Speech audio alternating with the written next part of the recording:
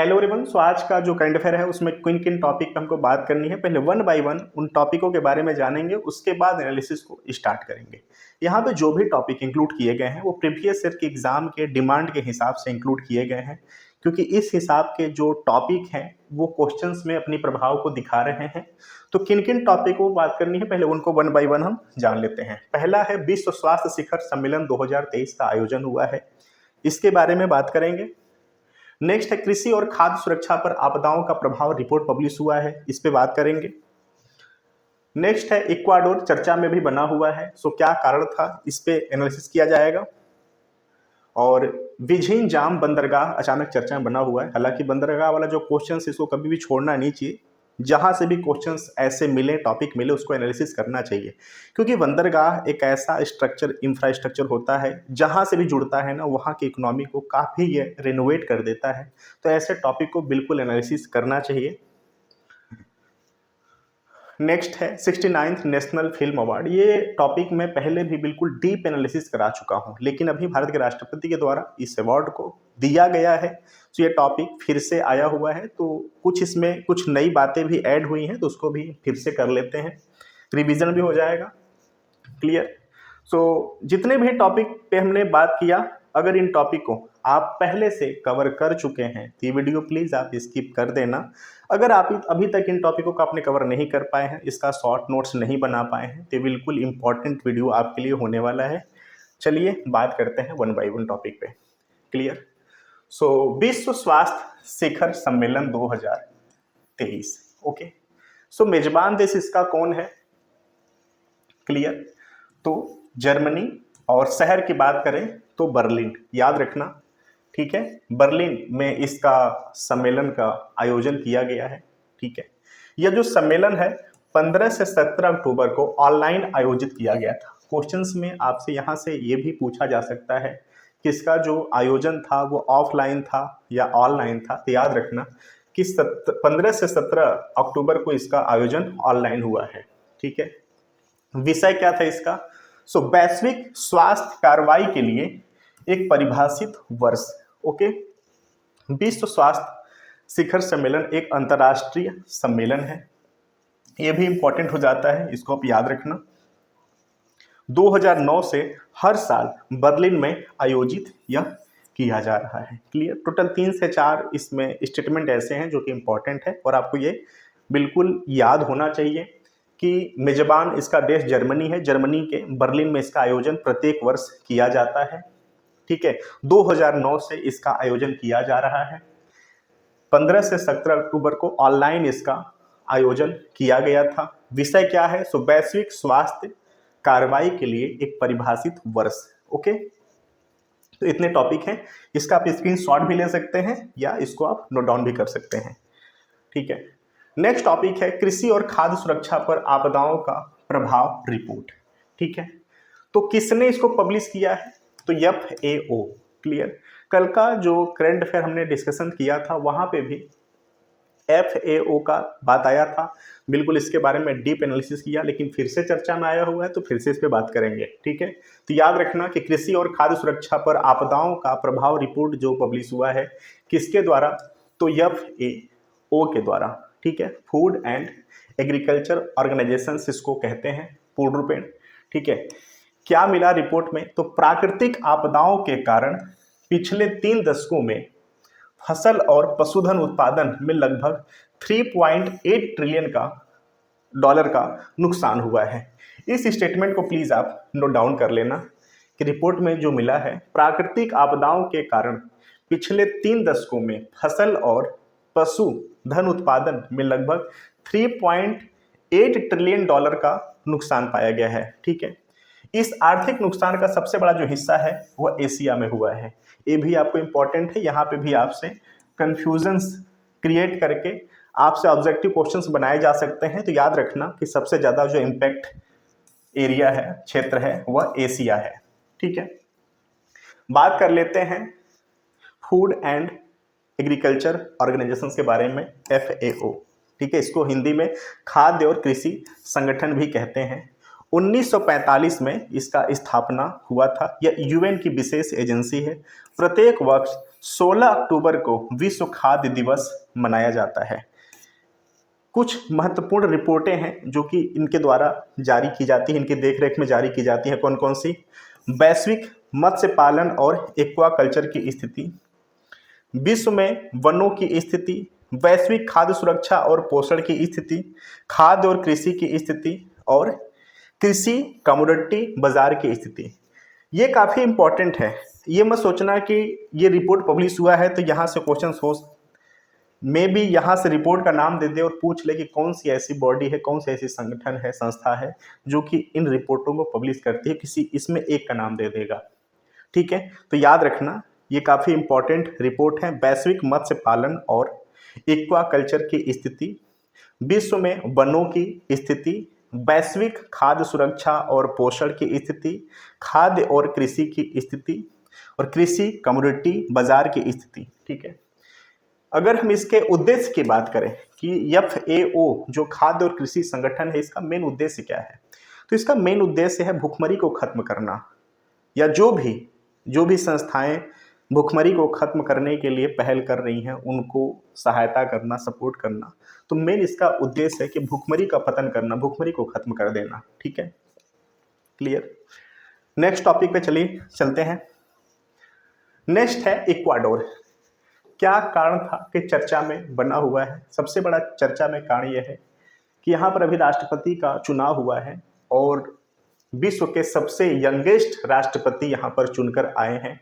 उनका नाम है डेनियल नोबोवा।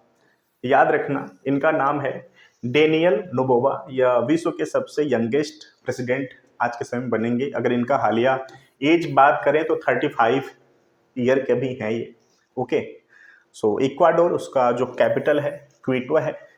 आप जैसा कि मैप में देख रहे होंगे, क्लियर, ये साउथ अमेरिका है। साउथ अमेरिका के पूर्व में यह इक्वाडोर स्थित है। क्लियर। अगर इसके जुड़े जो पड़ोसी देश हैं उनका बात करें तो देखिए ये जो है ये पेरू है। ओके, याद रखना, यह पेरू है और ये कोलंबिया। Okay, clear. जो इक्वाडोर है, इक्वाडोर से जो जुड़े दो देश हैं, दो देशों से ही घिरा हुआ है यह। ऊपर में कोलंबिया है, नीचे में पेरू है, याद रखना। और साउथ अमेरिका में इसकी अवस्थिति है। तो ज्योग्राफिकल थोड़ा सा इसके बारे में जानना काफ़ी जरूरी बन जाता है। अर्थव्यवस्था किस पे टिकी है इक्वाडोर की? तो इनका तेल, स्पेशली पेट्रोलियम वहाँ पर ज़्यादा मात्रा में निकलता है और निर्यात कृषि पर यह अधिक निर्भर है। सबसे बड़ा जो शहर है यहाँ का गुआयाकिल, यहाँ की सबसे बड़ी शहर है। मुद्रा यहाँ का डॉलर है। ओके, तो एक ओवरव्यू हमने यहाँ पे बात कर लिया। इसमें आप बहुत डीप भी जाकर के देख सकते हैं। ठीक है, जो चर्चा था, जो मुद्दा था में कि वर्ल्ड के सबसे यंगेस्ट अभी के प्रेसिडेंट यहाँ पे चुनकर आए हैं, उनका अभी का जो एज है वो 35 है। डेनियल नोबोवा इनका नाम है। तो ये भी आपको पता होना चाहिए। जो इक्वाडोर के पड़ोसी दो देश हैं उनके भी बारे में जान लिया कि कोलंबिया और पेरू से घिरा हुआ देश है। नेक्स्ट है विझिन जाम बंदरगाह। याद रखना, विझिन जाम बंदरगाह। क्लियर, ये विझिन जाम बंदरगाह है। अभी केरला में इसको नवनिर्मित किया जा रहा है, बनाया जा रहा है। कौन सी कंपनी है जिसके सहयोग से केरल राज्य इसको बना रही है? तो अडानी पोर्ट की सहयोग से इसको बनाया जा रहा है। यहाँ पर ये बहुत इंपॉर्टेंट कंटेंट है, ठीक है, कि कोलाचल जो है यह तमिलनाडु का पोर्ट है और जो विझिन जाम है यह केरला का पोर्ट अभी बन रहा है। ठीक है, तो हो सकता है कि यहाँ से पूछ ले कि इसके नियरेस्ट कोई पोर्ट है इंपॉर्टेंट तमिलनाडु का, तो उसका नाम क्या है, या इनके बीच की दूरी। तो 35 किमी के दूरी पे ये दोनों राज्य के जो पोर्ट हैं वो अवस्थित हैं, जैसा कि आप चित्र में देख रहे होंगे। ठीक है, ये PPP मॉडल पर इसको बनाया जा रहा है, PPP मॉडल पे। ठीक है, पब्लिक प्राइवेट पार्टनरशिप के पहल से इसको बनाया जा रहा है। Adani port private limited private company के रूप में राज्य सरकार के साथ इंक्लूड है इसको बनाने में। केरल राज्य में स्थित है, इस पे बात कर लिया। ठीक है। तो यहाँ से जो चर्चा का कारण था हमने बात कर लिया, पड़ोसी राज्य का जो कंटेंट था हमने उस पर बात कर लिया। थोड़ा सा वन टाइम जो वन डे एग्जाम होते हैं ना, केरल से काफ़ी जुड़े क्वेश्चंस आते हैं, जो केरल के संगीत हैं, नृत्य हैं, काफ़ी इंपॉर्टेंट रहते हैं, तो उस पर भी वन बाई वन करके थोड़ा सा बात कर लेते हैं। सो केरल राज्य जो है वो तिरुवनंतपुरम इसकी जो राजधानी है, ठीक है। केरल राज्य का जो गठन है 1 नवंबर 1956, इसको आप याद रखना। सीएम पिनाराई विजयन है, गवर्नर आरिफ मोहम्मद खान जी हैं। 14 जिला यहाँ है, राजभाषा यहाँ मलयालम है। केरल विधानसभा की सीट 140 है, राज्यसभा 9 और लोकसभा 20 सीटें हैं। केरल का जो राष्ट्रीय पशु है वो हाथी है। केरल राष्ट्रीय फल कटहल है। केरल राष्ट्रीय पक्षी ग्रेट इंडियन हॉर्नबिल है। इसको प्लीज़ आप याद रखना, IUCN में इसका भी काफ़ी चर्चा इसमें चल रहा है, तो इसका नाम याद रखना, ग्रेट इंडियन हॉर्नबिल, ठीक है। केरल का राजकीय जो मछली है वह ग्रीन कोमोई है। राज्य की जो पेड़ है वह नारियल है। पेरियार नेशनल पार्क केरल में है। ये स्टेट PCS में भी क्वेश्चन आ चुका है कि पेरियार नेशनल पार्क तो केरल में है, ठीक है। शास्त्रीय नृत्य कौन कौन से हैं, तो कुछ हैं कई सारे, लेकिन महत्वपूर्ण की बात करें तो कथकली और मोहिनी अट्टम, ओके। केरल फेस्टिवल की बात करें तो ओणम, बीसू, अतुवेला महोत्सव, अटुकल, पोंगल और पुरमला पेरुन्नल, ठीक है। सबरीमाला मंदिर में कौन से देवता का पूजा होता है? सबरीमाला मंदिर जो है केरल राज्य में स्थित है, तो कौन से भगवान की पूजा होती है? तो याद रखना, भगवान अयप्पन, ओके। केरल की जो फेमस लोक नृत्य हैं सो कुडियाट्टम, काली अट्टम, कोलकली और थेयम उपमा, ओके, आदि, क्लियर। दक्षिण भारत की सबसे जो ऊंची चोटी है वो केरल राज्य में स्थित है, क्लियर, ओके। अनाईमुडी, याद रखना, अनाईमुडी, ठीक है। ये नाम काफ़ी इंपॉर्टेंट है, काफ़ी इंपॉर्टेंट है। क्वेश्चंस इसमें स्टेट PCS में भी पूछे जा चुके हैं, क्लियर। नेक्स्ट टॉपिक है 69th नेशनल फिल्म अवार्ड। ये मैं टॉपिक बहुत अच्छे से डीप एनालिसिस कराया हूँ, कब इसका स्थापना हुआ था, क्यों दिया जाता है, क्या कारण था, ऐसा क्या था कि स्थापना इसका करना पड़ा, सारी बातें कर चुके हैं, ठीक है। प्लेलिस्ट में आप जाएंगे तो वहाँ पे बिल्कुल सारे वीडियो पड़े हुए हैं, ठीक है। यहाँ पे कुछ इंपॉर्टेंट था, इसको रिवीजन के बेस से आप देखना, अगर वीडियो को पहले से आप कर चुके हैं या कहीं से भी इन कंटेंट को आप कर चुके हैं तो एज ए रिवीजन भी आप इसको देख लो। भारत के राष्ट्रपति द्वारा इसको प्रदान किया गया है। स्थापना 1954 में हुआ था किसका? नेशनल फिल्म अवार्ड का। उद्देश्य क्या है? उच्च सौंदर्य, तकनीकी मानक, शैक्षणिक और सांस्कृतिक मूल्य वाली फिल्में का निर्माण को प्रोत्साहित करना इसका मेन उद्देश्य है। पुरस्कार को 3 वर्षों में दिया जाता है। फीचर, गैर फीचर सिनेमा पर सर्वश्रेष्ठ लेखन के तौर पे इसको दिया जाता है। दादा साहब फाल्के पुरस्कार सो भारतीय सिनेमा के विकास में फिल्मी हस्तियों के योगदान को मान्यता देता है। ये अवार्ड सबसे उच्च लेवल का अवार्ड माना जाता है, दादा साहब फाल्के अवार्ड फिल्म में। सिल्वर लोटस अवार्ड राष्ट्रीय एकता पर सर्वश्रेष्ठ फीचर फिल्म के लिए दिया जाता है। याद रखना इसका नाम और इसका क्यों दिया जाता है, तो राष्ट्रीय एकता पर सर्वश्रेष्ठ फीचर फिल्म के लिए दिया जाता है।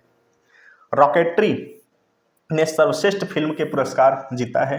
अल्लू अर्जुन, आलिया भट्ट, कृति सेनन, ओके, कृति सेनन, ये जो आलिया भट्ट हैं वो गंगूबाई कठियावाड़ और कृति सेनन मूवी मीवी के लिए सर्वश्रेष्ठ अभिनेता और अभिनेत्री का पुरस्कार, याद रखना, अल्लू अर्जुन सर्वश्रेष्ठ अभिनेता और सर्वश्रेष्ठ जो अभिनेत्री हैं वो आलिया भट्ट और कृति सेनन को दिया गया है।